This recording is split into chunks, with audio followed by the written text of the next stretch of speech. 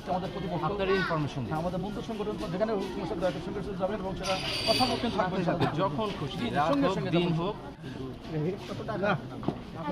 10,000 টাকা অর্থদণ্ড করা হয়।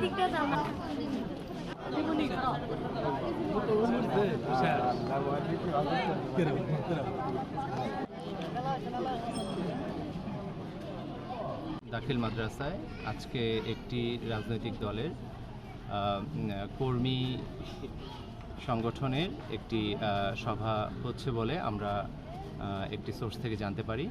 এর প্রেক্ষিতে আমরা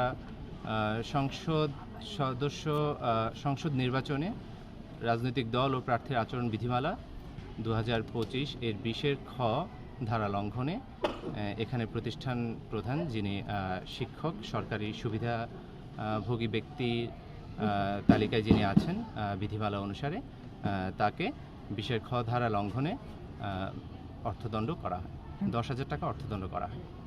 সংসদ নির্বাচনে রাজনৈতিক দল এবং প্রার্থীর আচরণ বিধিমালা 2025 অনুযায়ী কোনো শিক্ষক রাজনৈতিক প্রচারণায় যুক্ত হতে পারবেন না।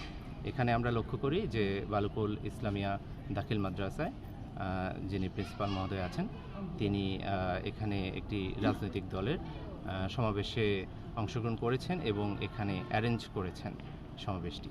এটি সম্পূর্ণভাবে আচরণবিধি লঙ্ঘন এবং এর প্রেক্ষিতে তাকে অর্থদণ্ড করা হয়।